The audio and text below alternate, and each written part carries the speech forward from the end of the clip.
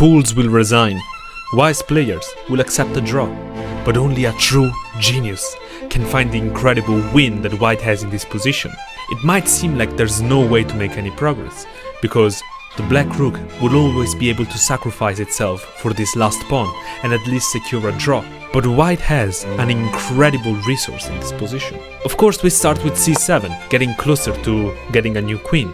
Now the king is defending c5 and the pawn is defending d8, so there's no way for the rook to prevent the promotion. But the rook can of course give this check to the king. Now if the king tries to attack this rook, the simple rook d1 is going to secure the draw.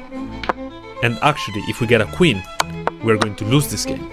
And king b7 is going to blunder another draw, after rook d7, pinning the pawn to the king and securing the draw for black. So actually the first very precise move that white has to find here is king b5, relinquishing the control of the pawn, but still defending all of these key squares that don't allow the rook to stop the pawn. But of course the rook can keep checking us, so actually we need to keep going down, and the rook has to keep checking us.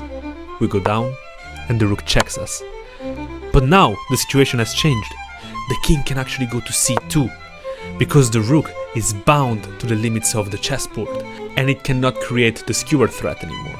But do not celebrate too soon, because black does have a last mysterious move with rook d4. This sets up an incredible trap, because if we now try to get a queen, this is actually a blunder after the incredible and brilliant rook c4, attacking the king and the queen, forcing the queen to take, and actually stalemating by force. So believe it or not, the only way for white to win this position is to get a rook.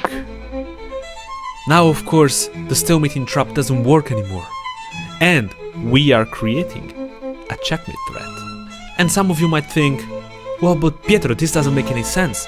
The rook can just block the checkmate threat, and now this is a draw. We both have one rook left. But you would be mistaken, because actually, after king b3, we are attacking the rook and creating a new checkmate threat that cannot be stopped in any way, which means that black will have to give us the rook and lose the game like this.